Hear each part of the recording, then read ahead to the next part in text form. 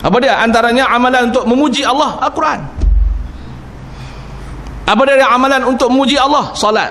Itu sebabnya doa ni amat afdal sekiranya kita baca selepas sembahyang, ataupun selepas kita berzikir, ataupun selepas kita baca Quran, ataupun selepas kita qiyam, ataupun waktu kita selepas kita berbuka puasa. Waktu tu afdal. Sebab apa? Dimulakan, disusuli selepas kita buat satu ibadat, memuji Allah Ta'ala, memuji kebesaran Allah, kemudian doa, minta daripada Allah. Itu dalam doa ni, adab berdoa ni mesti sebut Alhamdulillah, puji Allah dulu. Kalau kita baca secara independen, bersendirian, tanpa amalan lain, Alhamdulillah Rabbil Alamin hamdan yuafi ni'amahu wa yukafi, puji Allah dulu, baru kita minta Allahumma ighfir lana dzunubana, baru kita minta Allah ampun dosa. Jangan terus adab dia buka Bismillahirrahmanirrahim Allahumma ighfir lana, tak berapa baik kita sebut Alhamdulillah Rabbil Alamin. Maknanya kita puji Allah dulu. Puji Allah dulu, memuji kebesaran Allah.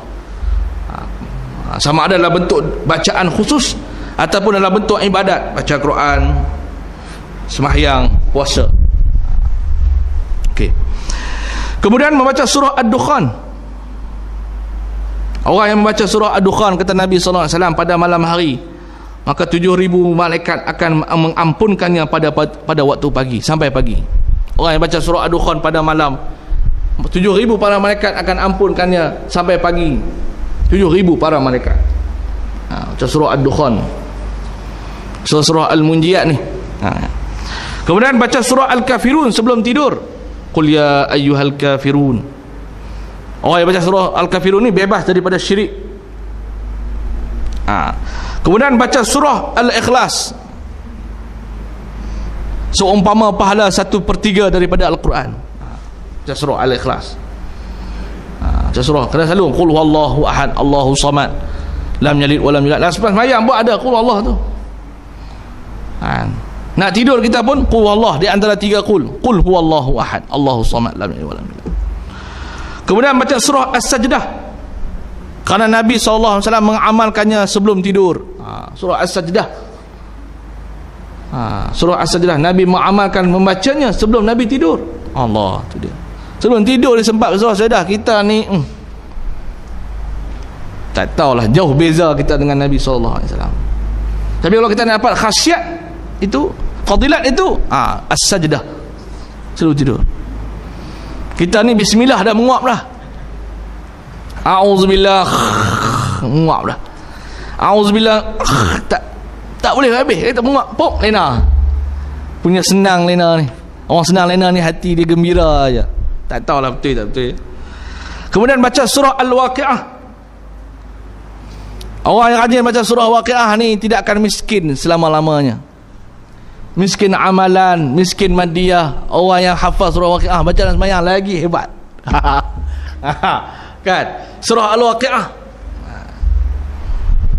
Dalam surah Waqi'ah ni Allah sebut ayat la syarqiyah wala gharibiyah. Ada la syarqiyah. Bukan ada. Ada satu kisah seorang alim ni. Satu hari dia sakit. Dia mimpi sakit dia, berubat dengan tabib-tabib semua tak sembuh. Satu hari dia tidur malam, dia bermimpi ada pesanan kepada dia, ubat engkau ni tidak akan penyakit engkau tidak akan ketemui melainkan engkau jumpa satu ubat yang la syarqiyah wala gharbiyah. Dia ayat yang berkaitan dengan ni. Allahu nurus samawati wal ard masalu nurihi kamishkatin fiha misbah al-misbah fiha zujajah az-zujajah ka'annahu kawkabun dzurriyun yuqad min syajaratin zaitunatin la syarqiyah wala gharbiyah.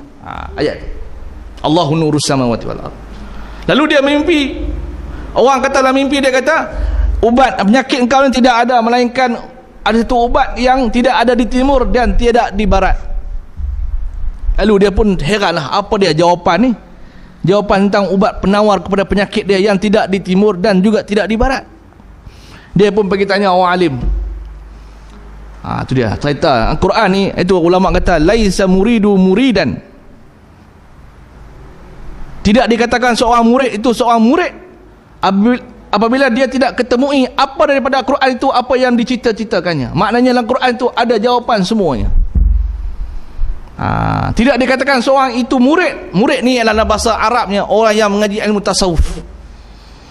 Murid-murid di sekolah ni maknanya dalam bahasa Arab. Murid ni maksudnya orang yang mengaji ilmu tasawuf, orang yang mengaji ilmu membersihkan diri. Ulama kata tidak dikatakan seorang murid itu seorang murid apabila dia tidak ketemui apa-apa jawapan dalam Al-Quran daripada apa yang dicita-citakannya. Maknanya tidak ada satu dalam Quran yang tak boleh jawab masalah dia.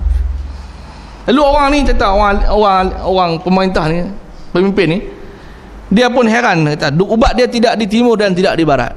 Lalu dia tanya orang alim, apa jawapan dalam mimpi aku ni? Dia kata ubat kepada penyakit aku ni tidak di timur dan tidak di barat. Orang alim tu kata buah zaitun.